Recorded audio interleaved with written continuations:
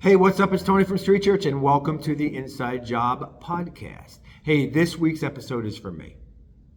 I made it specifically for me to remind myself of something that I need to hear. Hey, listen.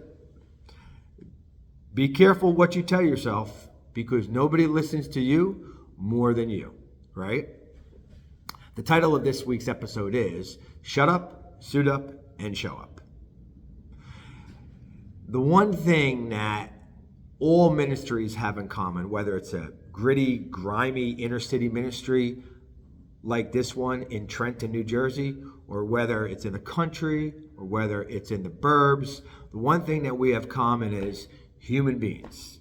And human beings will be human beings. And we all struggle at times with making poor decisions as a result of things that happen to us that were not so pleasant, or things that we have done that were wrong, right? Sometimes all of those things in the past are hard to shake off.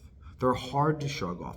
They haunt us. And as a result, we make poor choices and decisions in our present as a result of things that we have done or things that occurred to us in the past, right?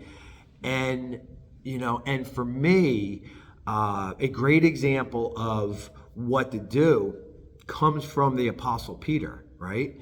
I mean, listen, he was one of Jesus' three best friends. He was the guy who said, listen, if everybody else, if they switch up on you, I'm not going to switch up on you, okay? I'm going to bat for you. In fact, I'm willing to lay my life down for you. And Jesus turned and said, listen, before the sun goes down today, before that rooster crows, 3 times you are going to forget that you even know me. And that's exactly what happened. And in Luke chapter 22, there we see the scene unfold in front of our eyes. And at the third denial, immediately that rooster crows, and immediately Jesus is probably beaten silly, his eyes are swollen, he's bleeding out of his cheeks, he's got a fat lip, and he turns to Peter. He forgets about his own pain, his own suffering, and he turns to Peter, and he looks at him in the eyes. And when their eyes meet, Peter starts to weep like a baby. And I gotta believe that Jesus did not do that to say, hey, I told you so. Nah. He turned to him in an effort to say, hey, listen, I'm not going to turn away from you at this moment. I'm turning towards you. I'm locking eyes with you to remind you that I'm still here. I ain't going nowhere. And at that moment, I think Peter had a choice to make, right? He could have wallowed in his pain. He could have wallowed in the fact that he turned his back on his best friend and his Lord. And he might have wallowed in that for a period of time. But then obviously he turned and he became, instrumental in the early church and growing the church. And what he did was what you need to do, what I need to do. If we're struggling, if we're making poor decisions out of a result of things that happened to us or things that we did that we regret and have shame over, what we need to do is what he did. We need to take our violin and shove it back in the closet because, listen, that thing ain't paying no bills.